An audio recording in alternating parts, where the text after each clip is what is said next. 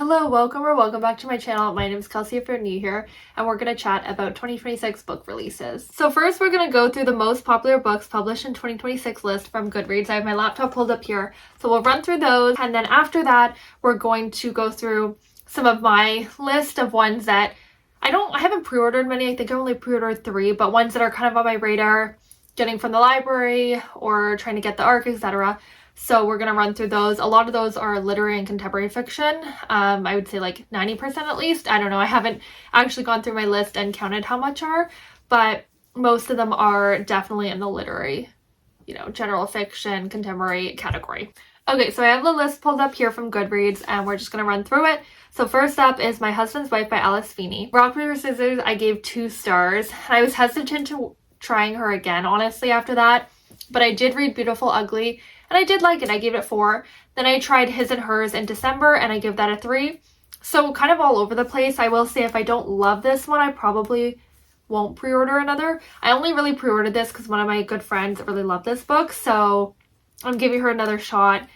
But again, that's kind of my last shot with her. I do also have Daisy Darker on my bookshelf somewhere behind me, and I will read that at some point. We'll get into the synopsis for this. I did read the synopsis, obviously, before I bought the book, but I don't even remember what it's about exactly because that was a little bit ago. So, Eden Fox, an artist on the brink of her big break, sets off for a run before her first exhibition.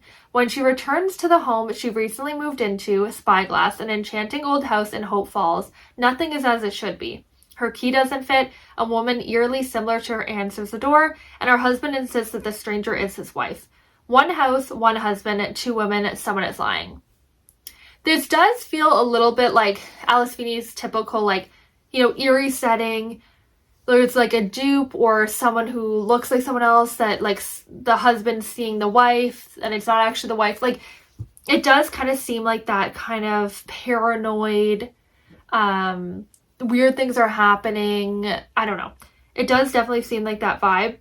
Kind of reminds me in a weird way of like a horror book a little bit, but I definitely think it's thriller. Okay, next up is Dear Debbie by Freida McFadden, and I'm not really a Freida McFadden reader. I tried The Inmate, I believe it's called, or The Last Inmate, and I gave that a 2 star, and I'm like, I'm not reading Freida's books anymore, so she's not my type of writer. I know a lot of people love her books, and that's great, but for me, I'm just not interested. Next up is Half His Age by Jeanette McCurdy, and I don't know why the synopsis is in Spanish. Let me see if I open it. I can find... Okay, I have no idea why it's in Spanish. But we're just going to... I kind of know what it's about, so I'll just kind of explain it. But probably you've heard of this book. Like, I feel like it's just been everywhere lately. It basically follows a teacher-student relationship dynamic where the student actually initiates the relationship. And I don't know, like as much as it kind of seems like one of those like popcorn reads that you really want to read, but you're kind of like not wanting to like it's kind of one of those like you can't look away. I think this will give me the ick. This one I'm just not intrigued by, and I don't think I'll ever read it. Next up is Anatomy of an Alibi, Ashley Elston. I did really like her first book, First Lie Wins. I gave it 4 stars. I read it whenever it came out, and I did like it. This one, I didn't even know she actually was coming out with a new book. I don't know that I am highly intrigued to read this. I just haven't been in a thriller mood, and if I am, I'm trying to like go through backlist. So let's read the synopsis and see what I think. Everyone at Chantilly's bar noticed an out-of-towner Camille Bayless. Red lips, designer heels, sipping a Negroni. But that woman wasn't Camille Bayless. It was Aubrey Price. Camille appears to have the picture-perfect life. She's married to hotshot lawyer Ben and is a daughter of a wealthy Louisiana family. Only nothing is as it seems. Camille believes Ben has been hiding dirty secrets for years, but she can't find proof because he tracks her every move. Okay, so it's kind of like that controlling husband vibe. I feel like her last book was kind of similar to that. I don't know. I'd be interested to read this because I have like seen a lot of good reviews, but I'm not super like dying to read it. I might put that on hold from the library though. Next up is The Night We Met, Say Remember Me #2. I really liked the first book in this series. It was really cute. Audiobook was good. Great main characters. Super easy read. Loved it. So I do anticipate to read or want to read this one or at least, have some interest in this one. I have not really had it on my radar though, so let's go through the synopsis and chat about it. In everyone's life, there's a split-second decision that can change everything. For Larissa, it came when choosing which guy to ride home with after a concert. That night, she had no idea she'd meet the perfect man. She and Chris are great together, co-parenting a slightly unhinged rescue Yorkie, sharing their favorite books, and judging bread. Pumpernickel for the win. For the first time, amid all of her side hustles to scrape by, things finally feel easy. But Chris isn't the one who drove Larissa home all those months ago. Chris is her boyfriend's best friend. All Chris wants is for Larissa to be happy. Standing by on the sidelines is slowly killing him, but making a move would destroy someone else. And he's just not that guy. This feels like borderline cheating trope, which isn't my cup of tea. I don't know. I find sometimes books like this, they make it seem like the boyfriend is just kind of like, oh yeah, like no big deal, like when the couple gets together. When in reality, like the, boyfriend's best friend, or boyfriend would be upset about his best friend getting with his partner. I don't know about this one. Next up is Woman Down by Colleen Hoover. I have genuinely no interest to read this book. I won't read the synopsis because I feel like I just don't have interest to read this. I like Colleen Hoover's books for a time. I'm not like a Colleen Hoover hater or anything like that. I don't really find her books at this point in my life super interesting. Okay, next up is It's Not Her by Mary Kubaka. I've had good luck with this author. I like Local Woman Missing and The Other Miss. I really liked both. And that's all I read from her, but I do want to read more, so I am intrigued by this one. I'll probably borrow this off a friend because I know one of my good friends has it. But let's read the synopsis and see what I think. Courtney Gray's peaceful vacation turns into a nightmare when she discovers her brother and sister-in-law dead in their lakeside cottage. Her niece Reese is missing. Her nephew Wyatt is asleep upstairs, unharmed. As police swarm the quiet resort, dark truths about Courtney's family and the town itself begin to surface. Is Reese a victim or the killer? With everyone hiding something, Courtney races to uncover the terrible mystery, but the closer she gets, the harder it is to know who or what to trust. That actually sounds very interesting. I'm intrigued by that one. I would read that. Next up is A Ballad of Falling Dragons, and I don't have any interest to read this book. Just not my vibe. I'm not really a fantasy reader. I read a little bit of romantasy, and that book series is just too long and I'm just not interested. But I do have a lot of friends that have really liked that book, and I'm really happy that they really love that one. So it is definitely a good book if you're into fantasy. Next up is Our Perfect Storm by Carly Fortune. Frankie and George have been best friends since they were 8 years old, both passionate, impulsive, and headstrong. They've always clashed and came back together. Until now, it's the eve of Frankie's wedding weekend and she doesn't know where they stand or even if George will show up as her best man. Then at the start of the festivities, in walks George. For one glorious evening, surrounded by her loved ones, Frankie's life is finally perfect. But it all comes crashing down when her fiancé dumps her the next morning, leaving only a note as an explanation.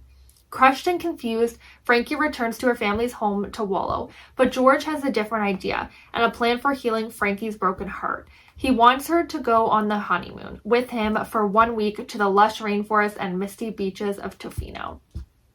This actually sounds really good. I love a second chance romance, and it's not like a cheating situation, obviously.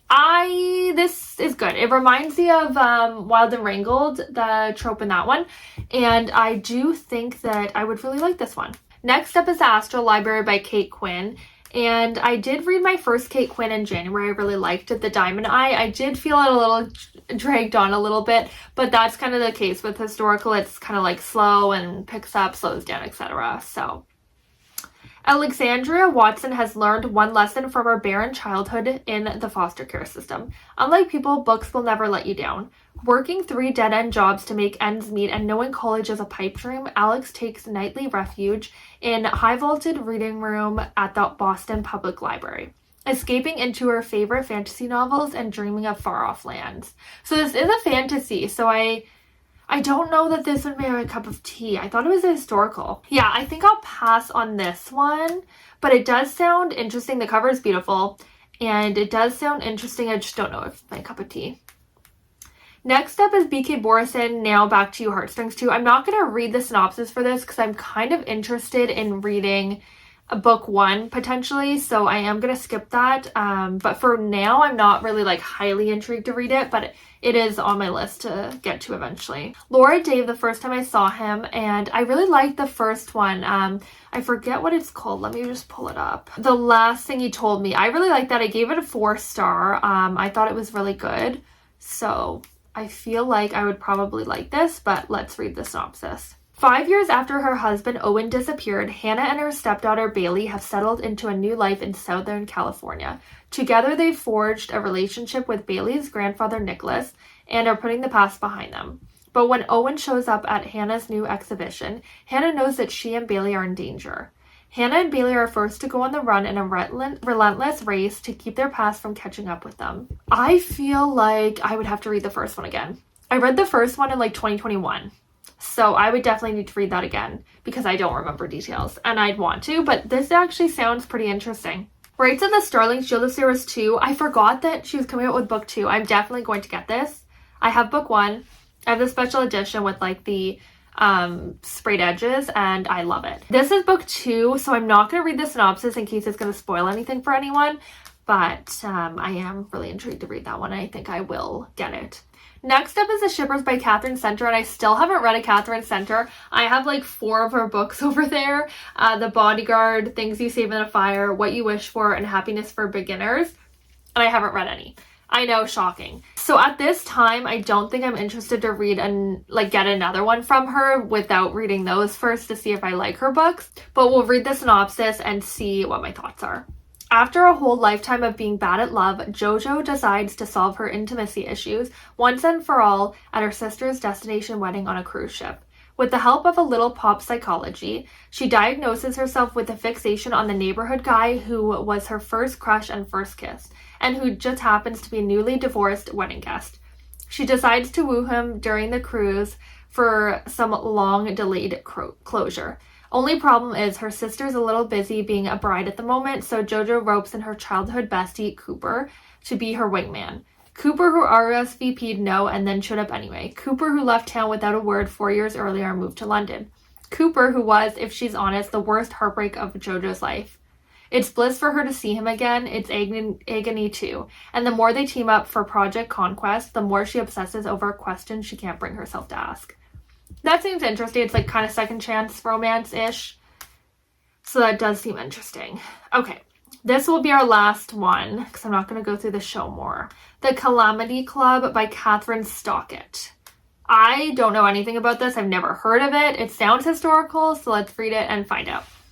In 1933 Oxford, Mississippi, prohibition is on the wane and the Great Depression is tightening its grip. Poor and rich folks alike have fallen on hard times, even as the old social order remains. For women on the margins, the options are few and the price of dignity and self-determination is unbearably high. 11-year-old Meg, one of the unadoptable big girls at the Lafayette County Orphan Asylum, fights each day to keep her spirit unbowed. Bertie, unmarried and outspoken, has come to Oxford on a mission to ask her social climbing sister to help the struggling family she's left behind. And Charlie is a woman with a past, running low on luck, but driven by fire, fury, and grit. When their fates converge, they come up with an audacious plan to take back control of their lives. Together they form an unlikely sisterhood, but in a place and time where hypocrisy is rife, women's freedom is fragile, and making an enemy can have dire consequences. Will the price they pay for their outrageous risk-taking be too high? That sounds really good. I have not even heard of this, and this is really, really up my alley. Okay, that wraps up the Goodreads list. There are a few that I added to my TBR / are interested in, but overall, a lot of them are just like not my cup of tea. So now we're going to dive into the literary fiction, contemporary fiction books. I might have one thriller on here, but mostly like contemporary literary fiction. And we're going to chat about the synopsis and just anything that I have to say about it. So first up is The Burning Side by Sarah Damoff. I'm a little scared for this one because she came out with The Bright Years about a year ago. And I feel like it's very soon for a release, but I do think that it sounds very interesting. I do think it'll be heartbreaking because their first one's heartbreaking. I will say for her first one, I was so annoyed at the beginning. I was like, I'm giving this 2 stars. I don't like this. And then it became a 5 towards the end. So I do think that she is a good writer and she can kind of like really pull you in and change your mind about things, at least for me. So yeah, let's read the synopsis together and then we'll chat a little bit more. When April and Leo's house burns in the middle of the night, they escape with their 2 young children and the quiet knowledge that the fear is not the only thing threatening their family.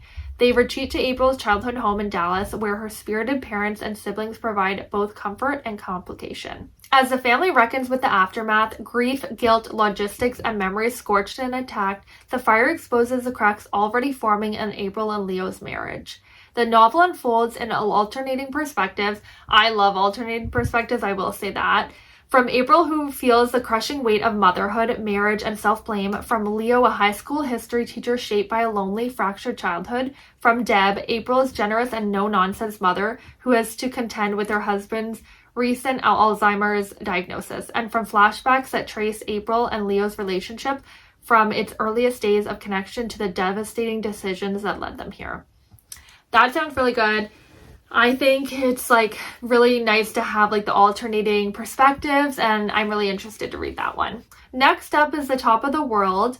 June 1975, Maggie Bishop has just graduated high school. The future is hers to embrace, but she's still reeling from the death of her older brother Chip. A devastating diagnosis the summer before prompted Chip to leave home for a few months, never revealing where he went. Maggie's search for clues leads her to the Red Maple Inn, a mountaintop resort in the Poconos. I don't know if I pronounced that right. At the Red Maple, Maggie is welcomed into a tight-knit community as she unravels secrets about her brother's final days. She begins to connect with the people he loved and whose lives he touched. Through the warmth of strangers, Maggie begins to heal and is able to help others cope with loss. I think that sounds really good, and it seems a bit different than his usual books. A Little Hope, Quiet Life, and Same Bright Years. No, not Same Bright Years, but the other two, they definitely were more, like it was multiple characters being followed and kind of interconnected, a lot of grief. This sounds like it's definitely focused on grief as well, but with Same Bright Years, it was following more of one character, so this seems like it's that kind of vibe. Same Bright Years was that kind of vibe, but I didn't like that one as much as A Little Hope and A Quiet Life, which kind of followed multiple characters and then kind of interconnected them. So I am interested to read this one. I do enjoy his books. Okay, next up is Kid by Tari Jones, and I actually just got an ARC for this and I'm really excited, so I'm going to read the synopsis, but I'm already reading it. I started this morning very briefly. I'm like 10 pages in, so I don't know that too much about it, honestly, apart from like what the synopsis is about, but I am really excited to continue reading. Vernice and Annie, 2 motherless daughters raised in Honeysuckle, Louisiana, have been best friends and neighbors since earliest childhood, but are fated to live starkly different lives. Raised by a fierce aunt determined to give her a stable home in the wake of her mother's death, Vernice leaves Atlanta at 18 for Spelman College, where she joins a sisterhood of powerfully connected Black women and marries into an affluent family. Annie, abandoned by her mother as a child and fixated on the idea of finding her and filling the bottomless hole left by her absence, sets off on a journey that will take her into a world of peril and adversity as well as love and adventure, and culminate in a battle for her life. That sounds really good. I already read the synopsis, so I knew that, but I love like friend dynamics, especially when they're very different and can still support each other, so I'm really looking forward to continuing to read this one. So next up, I have a thriller, Jennifer Hillier's Heart of Glass. I think I've given all of her books 4. I don't know that I've given her 5, but definitely a lot of 4s, so I'm really intrigued by this one. 25 years ago in Seaside, Washington, a charming drifter named Sam met 3 inseparable teenage girls at the local amusement park. Days later, one of them was found dead, her body surfacing in a flooded cranberry bog not far from where she was murdered. Barb and Nicolette were shocked to learn that the man they all met at Wonderland was Carnival Killer. After he's arrested for the murders of 5 young women, one of whom was their best friend Lorelei, Nicolette moved to the city to pursue her dreams of being famous. Barb stayed behind in Seaside, eventually becoming a reporter for the local paper. Their past safely behind them, they've moved on with their lives.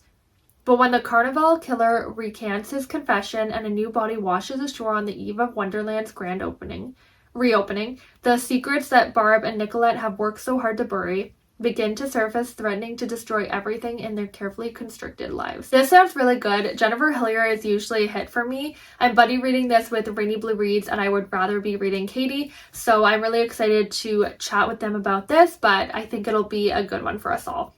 Next up is Good People, and this one is actually my book club book pick, so I will need to acquire this one somehow from the library. I'm on a hold, but I'm kind of far down the list, so I think I'll need to buy this one. The Sheriff family is a picture of success. Successful, rich, happy. They came to this country as refugees with nothing more than the clothes on their backs. And now, after years of hard work, they live in the most exclusive neighborhood, their growing family attending the most prestigious schools. Zora, the eldest daughter, is the apple of her father's eye. When an unthinkable tragedy strikes, everyone is left reeling and the family is thrust into the court of public opinion. There is talk that behind closed doors, the Sheriff's happy household was anything but. Did the Sheriff family achieve the American dream, or was the image of the model immigrant family just a facade? I think this is very interesting. I think this will be a good discussion book. That's what I've heard from people. Next up is Dark Rooms. What secrets lurk in the Hanging Woods? On the night of the summer solstice in 1999, 9-year-old Roisin marched into the Hanging Woods, the mysterious corpse that had inspired fear in decades of children in the small Irish town of Kilduff. She was never seen again. 20 years later, two women are drawn together to discover the truth of what happened to Roisin's older sister, Dee Dee, a rookie cop who's barely hanging on to the appearance of keeping it all together, and Roisin's childhood best friend, Caitlin, a petty criminal who was the last person to see the young girl before she disappeared, now returned to her hometown after her mother's death. Reluctantly brought together after decades of mistrust, Caitlin and Dee Dee must reckon with their shadowy past, the monsters that still haunt them, and the role that each may have played in Roisin's disappearance. This one sounds really good. It's actually like a mystery thriller mixed with like a general fiction, so I do think it'll be a really interesting read. And that is it for my 2026 top releases. I have a few other ones on my radar, but I tried to narrow it down to the tops because obviously I don't want to go on all day about all my releases that are on my radar. These are definitely my top reads, and if I don't get an ARC or able to get it from the library, I'll definitely be buying these ones. So yeah, let me know what is on your radar for 2026, what ones you were really excited for, and thank you so much for watching, and I'll see you in my next video. Bye!